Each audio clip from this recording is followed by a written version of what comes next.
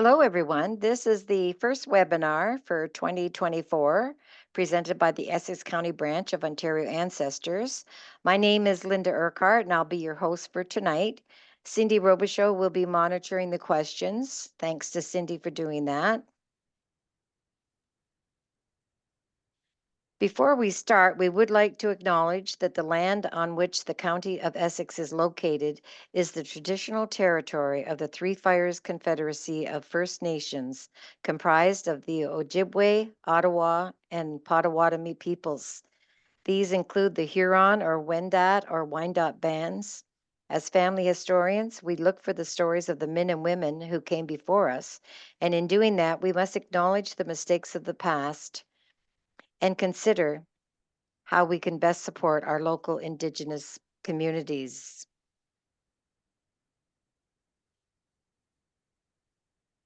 Thanks for joining us. Just a reminder that this presentation is being recorded and will be added to the Essex County Branch YouTube channel. Just search for Essex OGS/ONT and click on the video tab. Also, everyone is muted and your camera is turned off during the presentation. Questions will be answered following the presentation. Just post your questions in the chat box as we go along. And you can see that the chat box can be found by hovering your mouse at the bottom of your screen. We will be posting a handout of Black History resources for Essex County in the chat box once the presentation has started and again near the end. We are excited to announce that the former French Genealogical Research Society, currently housed at the Maryville Building in Windsor, is joining the Essex County branch of Ontario Ancestors. It has been a very exciting and busy December and January. We are currently in the process of digitizing as many of their collection as we can, but realistically, this will take many months, even years to complete. We will need volunteers to help. On our website, you can toggle, at the top there, you can see the map. It says English, but when you toggle up there, another map comes out of the French flag and says French, and you can click on there so that you could change the preferred language to French. And also, if you can see that other red arrow shows the French Research Center. You click on that in order to get into the next page, which I'm not sure if you could see the top of that, but it is the Franco-Ontarian Research Center. And on this page, there's information about the center, its location, and hours of operation. It is currently opened every Tuesday from 10 a.m. to 2 p.m. and every second Saturday of the month at the same time. We welcome everyone, and volunteers will be available to assist you. And if you scroll to the bottom of the page, which I've done here just to show you what's there, you'll find some indexes that have been digitized, as well as the French Research Center Library Catalog and the Index of Family Histories that can be found at the center. I think if you take a look at some of those, the catalog and the histories, you'll be amazed at how much is in this center. Also, for those that are members and you go into the members library, we do have a new tab or button that takes you to the Franco-Ontario Research Center collection. Currently, we are digitizing and indexing the Amedee Emery card collections, and we have uploaded all the church records that the former French Society had published. We expect that this section will grow quickly, so if you have French ancestors who came to Ontario, please take a look often. We are pleased to be able to introduce you to the very interesting webinars coming in 2024. The Kent branch of Ontario Ancestors is presenting Storytelling Our Ancestors, Genealogy in Fiction. And that's on Friday, March the 8th at 7 p.m., presented by Cameron Alam. You can register for this webinar on the Kent branch website, kent.ogs.on.ca. The next webinar of the Essex branch is on March the 12th at 7 p.m., called The Winter of Discontent, 1838 and the Invasion of Pelee Island. And it's going to be presented by Jean Baxter. And on Tuesday, March 26th, the Family Tree Maker user group meets on Zoom at 2 p.m. You can register for the Essex Branch webinars as well as the Family Tree Maker meetings on our webpage or on the Essex Branch Facebook group. If you're not a member of this Facebook group, just search for Essex Branch OGS and you'll find us.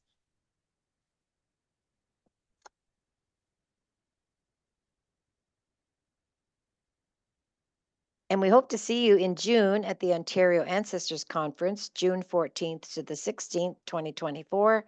There is an Artificial Intelligence and Genealogy Day on Thursday, June 13th. There are tours of Toronto on Thursday and Friday before the conference begins. There are 62 varied sessions over the weekend, including sessions from marquee speakers such as Ron Ahrens, Blaine Bettinger, Paul Milner, Chris Payton, Johnny Pearl, and Diane Southard.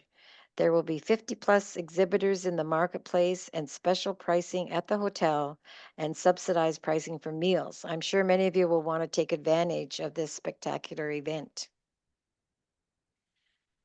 Tonight's webinar is being presented by Willow Key entitled We Were Here, the McDougall Corridor. Though only a few traces of this once vibrant, bustling downtown Windsor Black neighborhood remain, the community's legacy remains strong. The story of the McDougall Street corridor showcases this city's rich Black history, but also demonstrates the devastating impacts of city planning and urban renewal efforts on a historic neighborhood. The website We Were Here offers a collection of essays, images, maps, artifacts, and documents that depict this community and invites you to learn more about a vital chapter in Canadian history. This link is in the handout. And a bit about Willow. Willow is a second year graduate student in the Department of History at the University of Windsor. Her research explores the effects of post war urban renewal on Windsor's historic Black neighborhood known as the McDougall Street Corridor.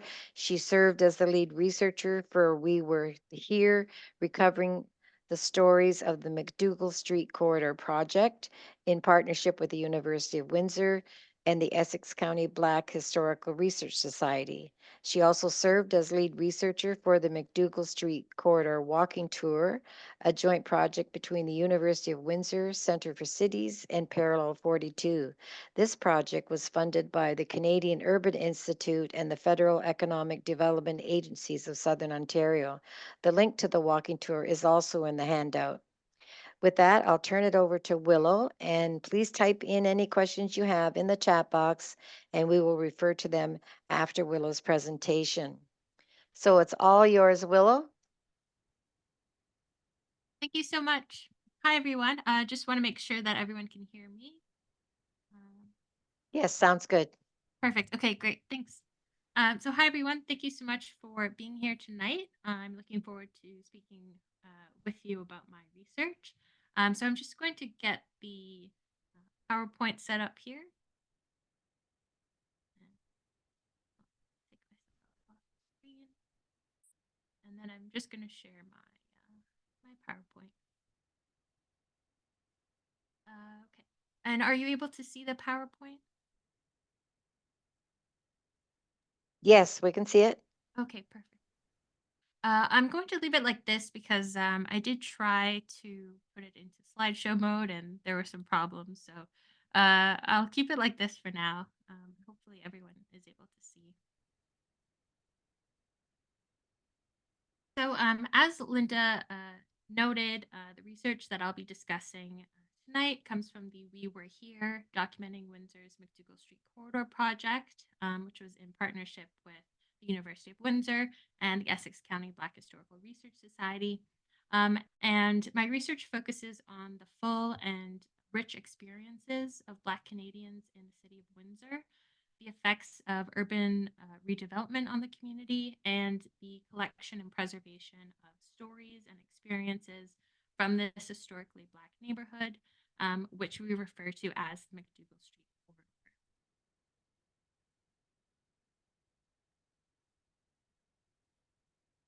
So I'm going to start off with a brief sort of introduction of how the community came to be, and then I'll get into some of the urban redevelopment history.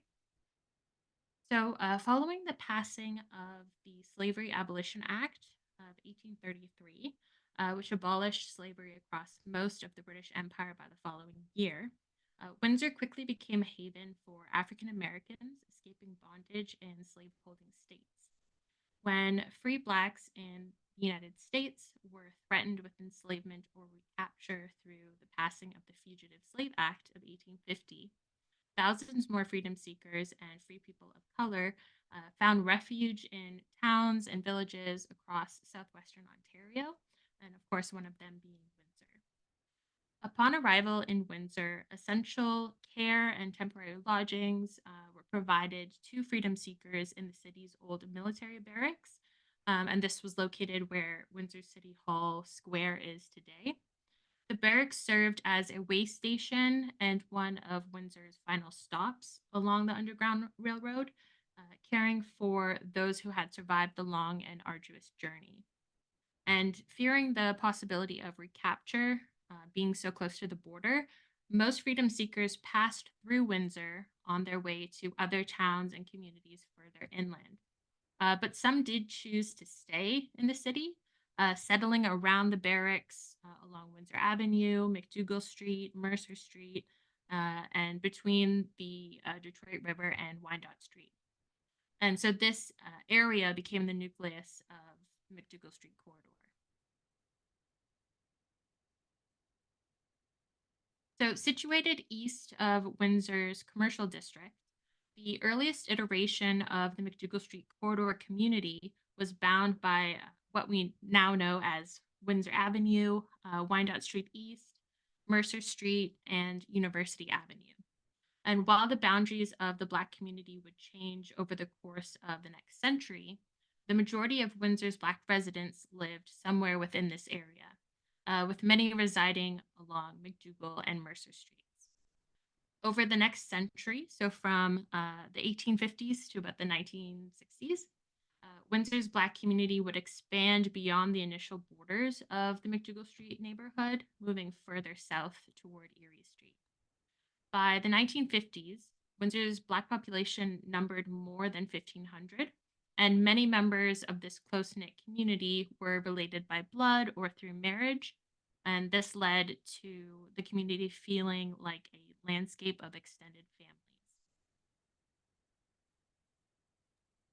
Willow, it's Cindy Oh, here. yeah. Could, Hi. so your voice is cutting out just a little tiny bit. Could you Oh, speak a no. little Okay. louder or just lean, I don't know, closer to the mic or something? Sure. Yeah. Not a problem. Oh, that's better. Better? Okay. Perfect. Yeah. Perfect. I'll just bring it a bit closer to me. Okay. There we go. So now I'm going to get into just a very brief discussion of the expropriation history and the redevelopment history. So, opinions on the state of the McDougall Street corridor were and probably still are varied. Many former residents that I've spoken to through oral history interviews have described it as a sanctuary or a place where they truly felt at home and they knew that their neighbors were looking out for them, and they felt comfortable leaving their children with neighbors, or they felt comfortable as children going up to neighbors. But reports from the era of redevelopment, which was the late 1950s in Windsor, paint a much more dire picture of the community.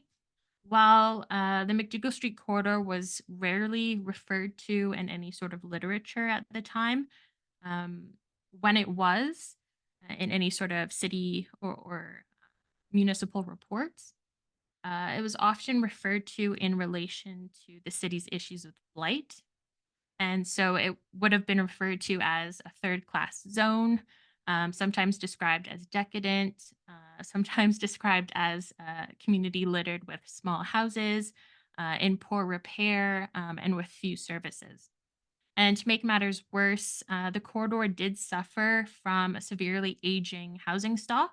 And they also experienced a lot of overcrowding. One of those reasons is because Windsor, like many cities across Canada, had restrictive covenants, racially restrictive covenants. So, in many cases, the only homes or rental properties that Black Canadians, as well as Asian Canadians and Jewish Canadians, could rent would typically be in certain pockets of the cities. And for Windsor's, in the case of Windsor, that would have been the McDougall Street corridor. Um, and then so for more than a century, the Black community was building homes in this particular area. And so by the 1950s, some of them were in desperate need of repair. Not all of them, but some of them were. And so during this time in the late 1950s, uh, this was the case across the country.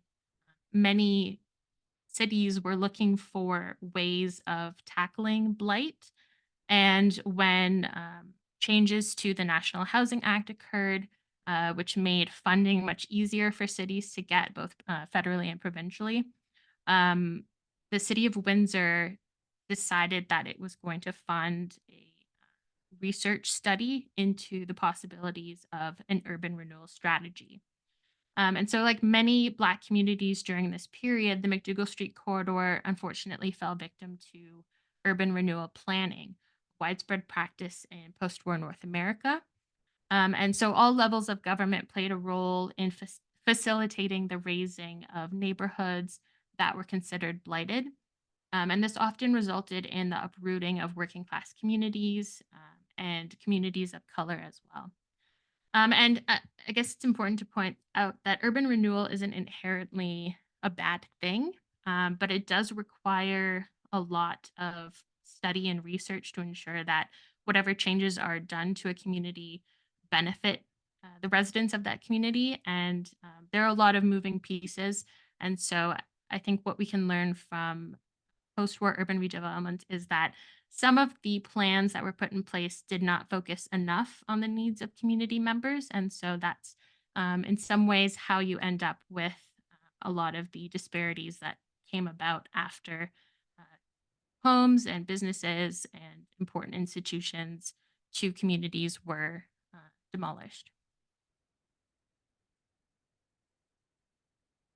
And I've got a little video here. This is from the National Film Board of Canada. And it was sort of used as, I guess you could say, propaganda to a certain extent. So it focuses mainly on the worst parts of Windsor's blighted areas. So it does include some images of the northern portion of the McDougall Street corridor. But it didn't really tell the full story. So I'll just let this play while I continue. So the first of the redevelopment projects in Canada, and probably one of the most well known, took place in the late 1940s, and this was for Toronto's Regent Park neighborhood.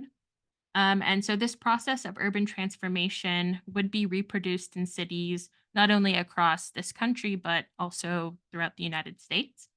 And in terms of urban renewal projects impacting Black communities in Canada, you're probably familiar with Halifax's Africville and their urban renewal in 1964.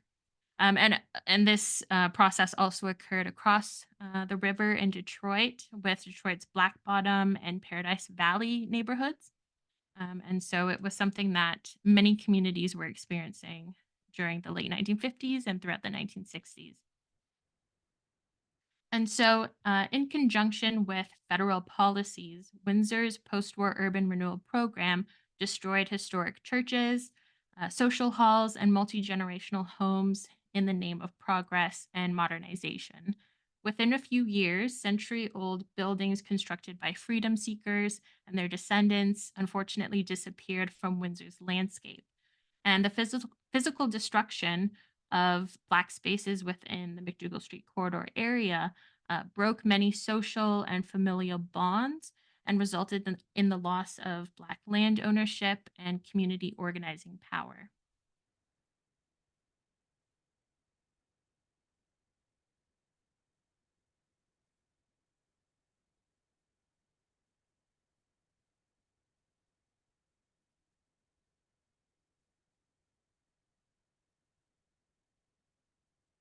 So I think one of the best ways to demonstrate what was lost because of urban renewal is to share with you some of the interesting characters and elements and social organizations and groups that existed in the McDougall Street corridor.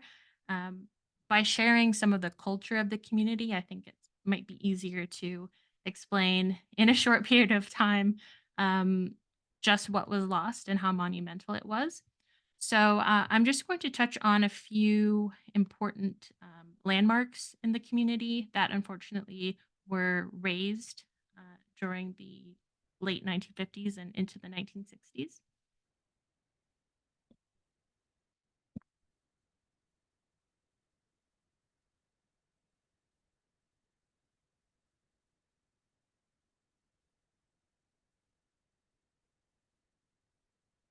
Oops, there we go. So, the first of the five main churches that were built within the boundaries of the McDougall Street corridor was the British Methodist Episcopal Church on McDougall Street near University Avenue. Emerging from the African Methodist Episcopal Church in 1856, the British Methodist Episcopal Church was a uniquely Canadian denomination of Black worship. With the influx of those seeking refuge from the United States, the AME Church in Canada grew rapidly. And by the 1850s, oh, sorry. By the 1850s, it's important to make a note here. The BME Church arose out of a split between AME Canadian members and AME American members, and so it's a bit confusing. But the American AME that had crossed into Windsor had then become the BME Church. I just realized that might be a bit confusing. So Windsor's congregation was established in 1852 by newly emancipated slaves, with the original wooden church being built 2 years later. By 1863, the congregation of freedom seekers had laid the cornerstone of their new brick church at 363 McDougall Street, which is the church that you can see here in the photo, sorry, on the screen. And they used water from the Detroit River to mix mortar for the church, and it would eventually be dedicated in 1868. And so the BME Church had a long history of social action, providing residents of the corridor with religious guidance and much needed services. And the church was also instrumental in facilitating numerous community organizations aimed at addressing the needs of Black residents. In 1929, the church participated in the formation of the Colored Citizens Association, which would later change its name to the Central Citizens Association. And this was a local civil rights organization that would serve as a forerunner to Windsor's Guardian Club, which emerged later in the 1960s. And so the church's presence within the community was unfortunately impacted by Windsor's post war urban renewal program, which resulted in the expropriation and demolition of the 107-year-old church in 1961. Initial estimates for restitution of the property were somewhere around $50,000.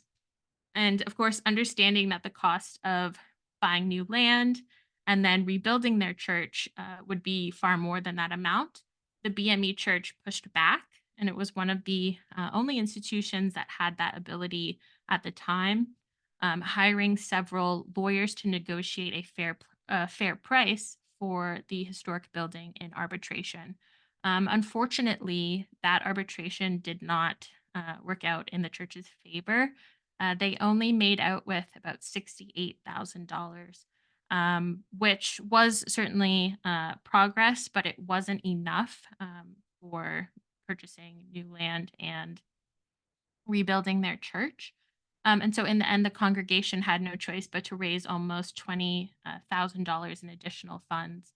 Um, and so the church was rebuilt on University Avenue, and donations and loans came in from members of the church organizations, and also sympathetic contractors, um, which was I found this document actually in the E. Andrea Moore Fawns at the University of Windsor that stated that their contractor actually had done some work on the church for free because he felt that it was important to do, even though the church was unable to pay for certain services. And so while the new church was under construction, the BME congregation was invited to continue their Sunday services in the hall of the North Star Masonic Lodge, which was a black lodge in the city. And that was further down on McDougall Street. And I think it's important to mention that the BME church had been informed originally that their property was going to be used for the much needed expansion of the civic square. However, it remained a parking lot for a number of decades until it became the location of the city's Service Canada Center. So, members of that church were not particularly pleased with the outcome of what happened to their church property. And the AME church unfortunately suffered a similar fate. The church was established, this particular location here in the photo, in 1888 by Bishop Benjamin E. Tanner. And he purchased this property, which had previously been built by the Mercer Street Baptists. And this location was at 408 Mercer Street. And the African Methodist Episcopal Church, similarly to the BME Church and many other Black churches in the area, focused on the needs of the community. They established a number of social programs, one of them being the Women's Missionary Society, Tanner Young People's Choir, and they also had many members of the Order of the Eastern Star. And the church would often organize luncheons, pancake suppers, family services, and events for children in the community. And unfortunately, after 85 years, Tanner AME Church was expropriated by the city of Windsor and demolished in 1962. With 50 families belonging to the church at that time, a week long celebration was organized to commemorate the history and the legacy of the church. And you actually had a number of other church leaders from within the area who extended their services throughout that week long celebration. And congregations from these various churches came together to uh, encourage members and also to participate in the final services and a final dinner. And so, as I said, as the case for the BME Church, the AME congregation had no choice but to establish a fundraising drive for the rebuilding of their church due to receiving minimal restitution through the expropriation process. And so the new church was completed in 1963 and is located at 733 McDougall Street. And the site of the former church property for the AME church is now the center of a public housing complex right at University and McDougall.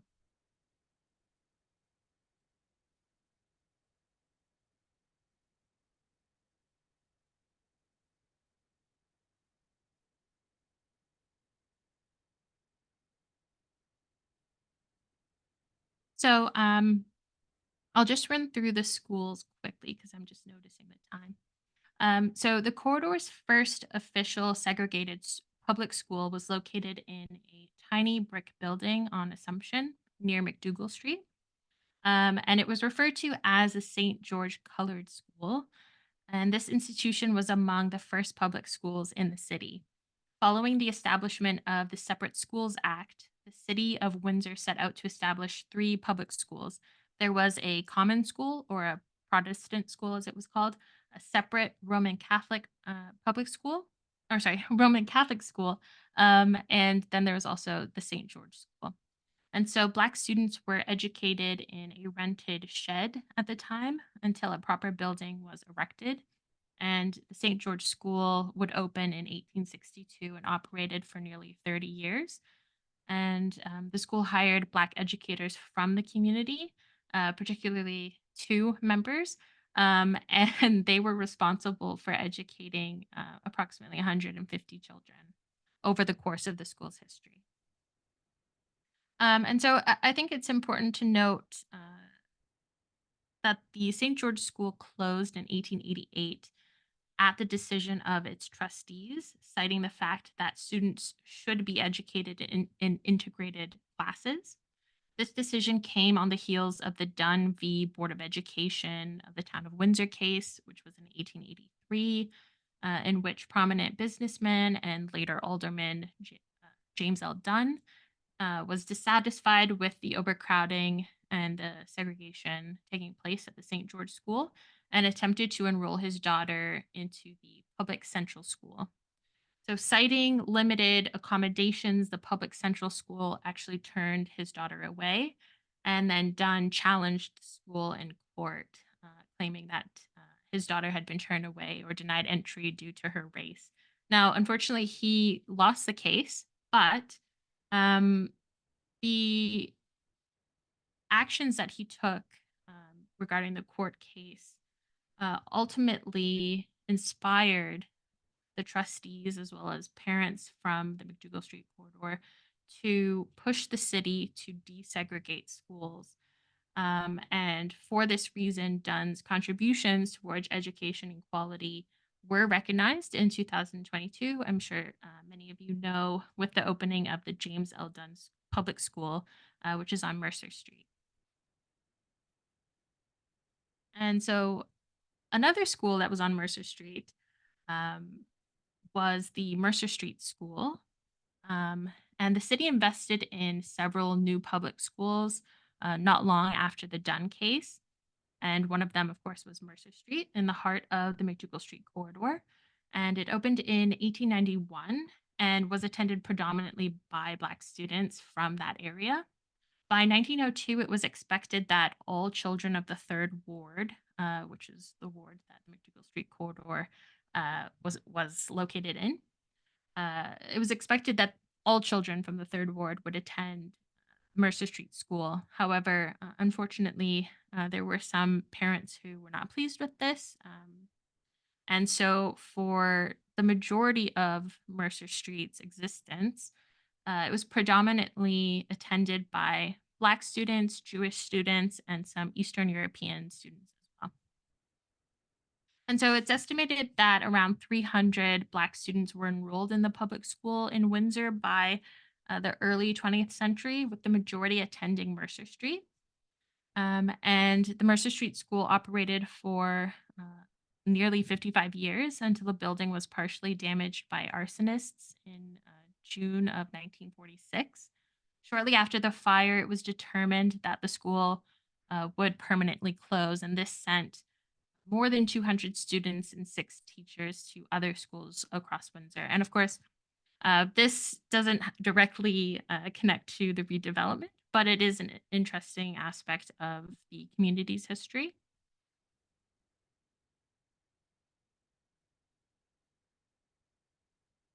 And I think another element that's quite interesting about the McDougall Street corridor are some of the businesses that operated. And so, one of them, probably one of the most well known among the descendants of the McDougall Street corridor, would be the Walker House Hotel.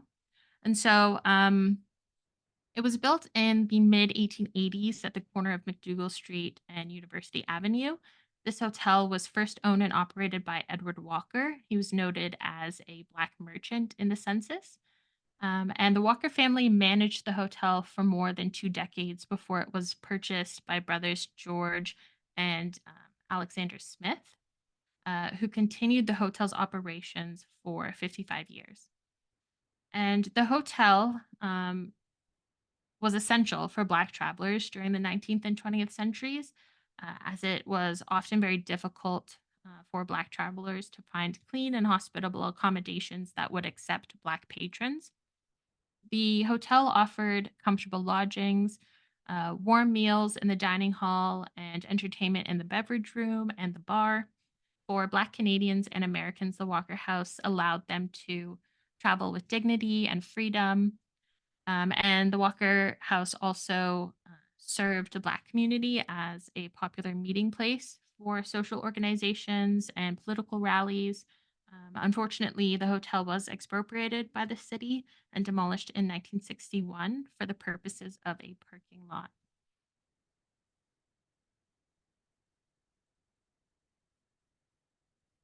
McDougall Street was also home to Landrum Hall, the most popular social hall in the corridor. In the late 1920s, John Landrum, a Black Mason and prominent landowner in the area, purchased a plot at 452 and 454 McDougall Street and obtained a permit to build a 2-story, 5-room public hall. Initially, the hall served as a meeting place for Windsor's Prince Hall Freemasons, but later, other Black organizations would rent the hall for social events and club meetings. And the Black community was a significant demographic within the Third Ward. And from the 1920s to the 1950s, municipal candidates often held rallies and public forums at the Landrum Hall, hoping to acquire votes from residents of the corridor. The hall was later rented in the 1930s by Clarence Monroe, who began operating his Frontier Social Club within the building. And the club served as one of Windsor's most popular Black spaces, not only for music and dancing, but for community fundraisers and political events. So, very similar to the purposes of the original Landrum Hall. And the Windsor City Directory in 1934 advertised the Frontier Social Club and much of McDougall Street as Windsor's Little Harlem. During the redevelopment era, the Frontier Social Club moved to Grant Street because this building was expropriated. And the original Landrum Hall building was expropriated in 1961. And this was for the purposes of public housing.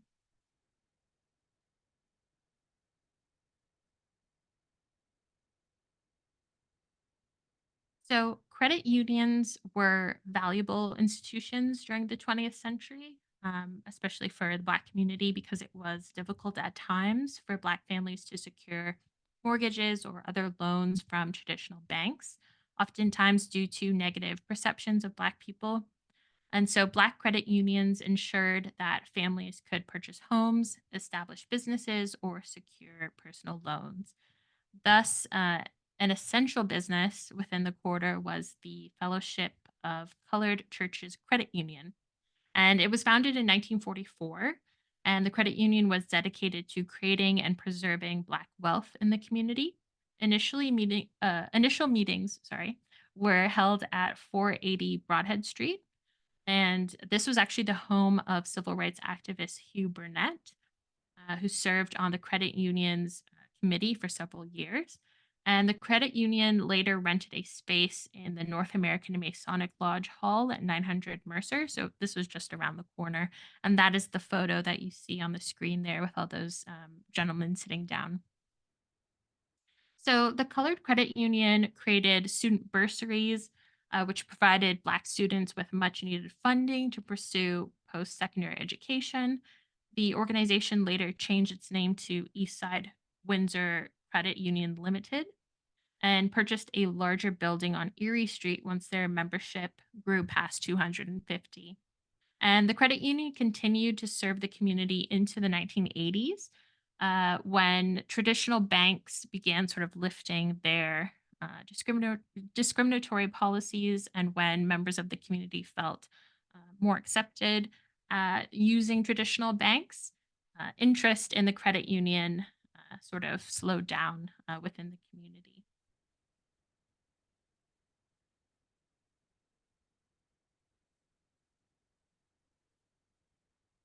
And one of my favorite topics regarding the McDougall Street corridor are the informal businesses and shop houses. And so early in the 20th century, employment prospects, typically for Black women in Windsor, were especially bleak. Some women were able to find work as nurses, educators, or even shop owners if they were fortunate enough. And certainly other women traveled to Detroit for positions as domestics. But most women assumed responsibilities of their families and turned to informal methods of employment that could be done within the home. And so I have two examples here. The first one is Sadie Johnson's Blue Tea Room restaurant located in her quaint cottage home at 871 McDougall Street. And her flyer promised fried chicken dinners and Canadian barbecue. Johnson also provided catering services to both Windsor and Detroit residents, as advertised in a number of print ads that I was able to find in the Detroit Tribune during the 1940s.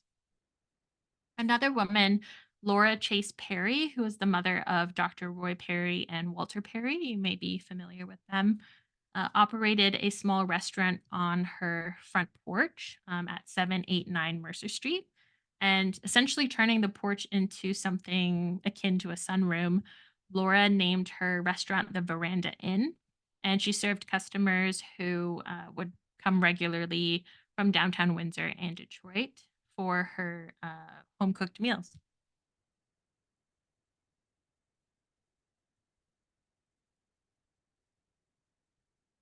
The social organizations and clubs that were present in the McDougall Street corridor are another topic that I really enjoy talking about. They're varied. They had many different types, both for men and women, and co ed. And one of the co ed organizations was actually the Armstead Athletic Club. So it gained inspiration from a local group of young women with an interest in pursuing athletic and leisure activities in the McDougall Street corridor. And unfortunately, uh, it came out of a situation where some local residents of the McDougall Street corridor had been barred from using the tennis courts or playing tennis rather in Jackson Park. And so a number of women got together and decided that they wanted to establish the Armstead Athletic Club in the 1930s to address the limited access to leisure spaces in the city for Black residents. And so club membership and participation was limited to just 30 people. But included in that membership were amateur athletes from Windsor, Essex, and Detroit. And the Armstead Athletic Club hosted guest speakers from across North America.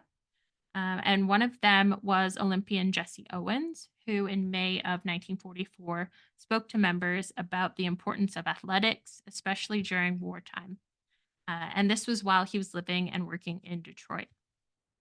So, over the course of 2 decades, the Armstead Athletic Club served residents of the McDougall Street corridor by promoting physical activity and charitable endeavors, along with hosting fashion shows, luncheons, galas, and live performances for the community. The club held an annual scholarship bridge, raising funds for scholarship programs that supported Black students of Windsor, Essex, with bursaries and for the purposes of higher education. And this seems to be a trend that I've noticed amongst many of the social organizations. Many of them, regardless of what their focus is as a club, they oftentimes had bursaries for students. And so I think that is a great example of where the interests of the community lay at that time.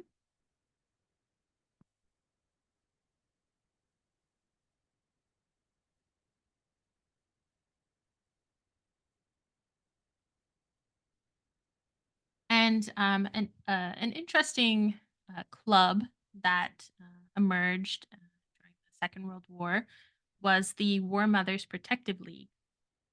So, women of the corridor during the Second World War routinely organized themselves to address the needs of the community. And during this period, local women came together to set up the War Mothers Protective League, an organization dedicated to providing Black servicemen with letters of encouragement. So the club was especially interested in providing support for those young men from the McDougall Street corridor who may have lost their mothers and were in need of regular correspondence and upliftment. And so, president of the club, Genevieve Allen, and secretary of the club, Ethel Christian, ensured that Black soldiers received holiday greetings, care, and gift packages, along with heartfelt correspondences to keep their spirits high. And the club also raised funds for these packages by hosting dinners and events through neighborhood churches like the First Baptist Church and also the BME Church. And so members of the War Mothers Protective League ended up sending dozens of letters to Black Canadian soldiers stationed across North America, and also overseas in places like Belgium, Germany, Holland, France, New Guinea, and the Philippines. And the women who wrote letters also received responses from these young men. And their letters not only demonstrate their courage in the face of unimaginable hardship, but also their gratitude for the War Mothers Protective League's heartfelt correspondences and the thoughtfully prepared uh, care packages that have been sent from the home front. And I've included 2 letters here and also a postcard. And the letters are quite moving, and they're actually held in the E. Andrea Moore collection at the University of Windsor. So if you're interested, you can reach out to me and I could give you that information, or you can reach out to the university. And so finally, I just want to point out some of the project resources. Everything that I've discussed today in today's Zoom call is just a snippet of the work that has been done on this particular project of trying to recover the stories of the McDougall Street corridor. So, with the University of Windsor, I've created a digital exhibit on a lot of this history and much more. And so, these are just some snapshots of some of the pages that you can find. And I believe that the link for this site was included in the handout. And then there's also the walking tour. And so this is a great resource if you like to be active and also learn on the go. And so the walking tour is geolocated. So if you're in the region of what would be the McDougall Street corridor, so that's City Hall Square area, you're able to pull up the app on your phone, and the app will take you through the various locations that are no longer there, and give you sort of a brief rundown of the history of each place, some of the key figures. And I believe it's about 2.5 hours. There are a lot of different spaces to cover, but this resource specifically focuses on some of the buildings that were lost due to urban renewal. So, with that, I want to thank everyone for being here and for listening to my talk on the McDougall Street corridor. And if anyone has any questions, please feel free to let me know. That was fantastic. That's a lot of information that for myself, I had no idea. There was a couple comments during the urban renewal project. It sounds like the community was not did not participate at the table. Basically, they didn't have a seat at the table. Another comment says the changes sound like they were done to the community, not for the community. And then another question was, you talked a little bit about a couple of the resources you found at the University of Windsor Fonds. Are there other places that you could suggest people to look for if they're looking for, information? Sure, yeah. So I would say if you're looking for other information, the City of Windsor Archives is great. That's more towards the redevelopment history, I would say. But Windsor Public Library has really excellent resources. A lot of the images and mapping that I used for the project came from the library. One of the issues with the McDougall Street Corridor project specifically is a lot of the research is based on archival documents. There isn't a lot of literature about the McDougall Street Corridor, so I can't really point you towards too much literature in that sense. But if you're looking for archival documents, there are a couple different collections at the University of Windsor at Liddy Library. So I believe they have a list of the Black history resources at the library in their archives. And I can also provide that later on if anyone really wants to get into the details of it. But I would say take a look at Luddy Library's archives, and you can see that online as well. Okay, that's great. Yeah, we have a good relationship with them for scanning and just working together. Yeah. So a couple the churches that you mentioned, hopefully prior to them being demolished, their records and things were uh, s- taken for safekeeping. Um, do you know if that is true or where they might be? Yeah, so the BME church records, some of them are actually at the University of Windsor in the Andrea Moore collection. So that's great. I'm not sure. I think probably the main BME body would have those archival documents. And I believe they're out of Toronto. But the ones that at least were most helpful for charting the redevelopment and the history of the church here in Windsor. I was actually able to find them at the university, so that was great. And then the AME church, unfortunately, um, I'm not sure if you're familiar with Irene Moore Davis, but I contacted her about the AME church documents, and she told me that their main church body is in Chicago, and that she had tried looking for those records a few years ago, and it didn't seem like they really knew where they were. So I'm still working on trying to figure out where those are. I'm sure they're somewhere. We're just not sure where. Okay, that sounds about right. Yeah, yeah, That's a stumbling block that a lot of us run into. We think there should be records somewhere, but it's to find them. So yeah. Mhm. yeah. Linda, did you want to put the chat in the Oh, in oh there it is right there. So the chat's there now. If anybody would like to download it. Is your contact information on there? I didn't even get a chance to look at it, Willow. Oh, I'm not sure, but I can put my email here in the chat in case anyone has any further questions or wants to send anything my way. Hi, I'll just it's Linda. I There was we go. just wondering, did the Black population decline tremendously after this whole renewal project? I mean, where would they go if they weren't welcomed in the other areas of Windsor? Did they go to Detroit? Do you have any, records of what happened to people? Yeah, so people went in a few different directions. So there were some people who ended up moving to Detroit. Some people already had family there, and some people also had job opportunities there. So that made a bit more sense just to move to Detroit.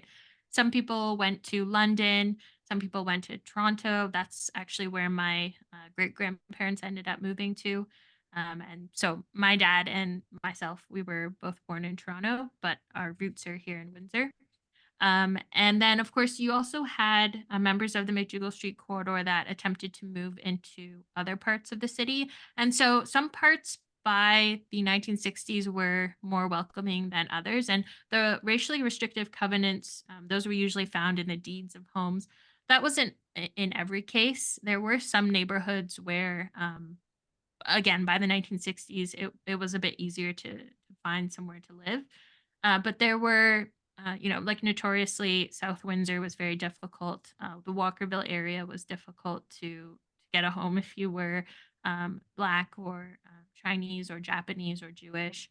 Um, but with changes to provincial and federal housing policies, uh, those sorts of covenants became illegal. And so there was greater opportunities for people who experienced any sort of discrimination in purchasing a home to push back. And so that did happen. There were a few cases in the city of Windsor of um, people, Black people and Jewish people pushing back and then being able to purchase homes in certain parts of the city. But a lot of people ended up moving into East Windsor, and there was already an existing Black population, a very small community in South Cameron.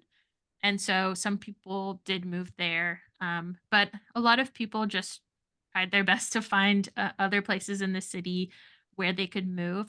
I think it's important also to note that with the redevelopment zone came public housing. And so there were, I would say, probably the majority of people who were in that area before urban renewal ended up moving into those public housing units.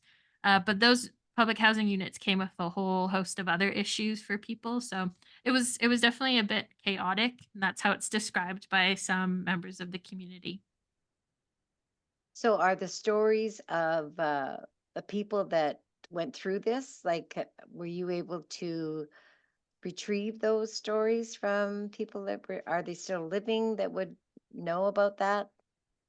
Yeah, so I ended up interviewing about 30 people, and all the way from people who were in their 50s and 60s now, and I ended up going all the way to a woman who is now 101. Her name's Florence Logan, and so I was able to get sort of a broad range of opinions. So people who were alive before the expropriation process, people who were alive, before and after, and were in that area and remember it, and then also some people who only remember the aftermath of it. And so that was quite interesting to see their opinions of that particular area in the city, and just whatever they could remember about that process. And there were people who expressed that they remember hearing their parents or grandparents talking about how devastated they were that they had to leave their homes, or that they felt like they were sort of being pushed out of the area by the city. So, and those were all collected and they're currently being transcribed. So I'm hoping that they'll be available on the Letty Library website at some point. But yeah, there's still a few more that need to be transcribed. So your research is still continuing. Yeah, for the walking tour and the digital exhibit, that has been completed, other than the transcripts, which we're still just sort of finishing up. But I'm also working on my master's thesis at the moment, which is on the same topic. So it's still continuing for me. Great, great. Are there any more questions, Cindy? Nope, that's it. Thank you so much. That was wonderful. Okay. Thank you so much. Okay, if there are no more questions, I just want to thank Willow for this excellent presentation. I'm sure we all want to delve into the We Were Here website as well as the walking tour.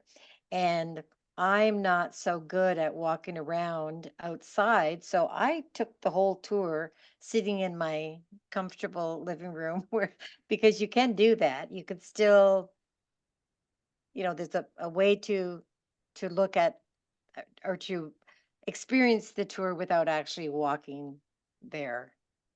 So, That's correct. Yeah. and I want to, we do want to wish everyone success in their family research. I did want to also remind people, in fact, today I registered for Roots Tech, which is going to be starting on February the 29th through the 2nd of March. I don't know if people are familiar with it. I'm sure most people in the genealogy world will know about it. I've always registered and I've watched as many of the sessions as I could. I've always enjoyed them, and I do recommend you just have to Google Roots Tech 2024 and you'll find it quite quickly. And we also don't want, we want to tell people, don't hesitate to contact us via email. You can do that at essex@ogs.on.ca or on our Facebook group. You can ask any questions that come up in your research, and there's always people that will help you out. And have a happy Valentine's Day tomorrow. Hopefully, everybody will get those dozen roses and be taken out for dinner. I don't think I'm going to be, but I hope everybody else does have a good time. And I think we'll just have to close the meeting off. And good night, everyone. Thanks again, Willow. It was great. Thank you so much for having me. Good night. Good night.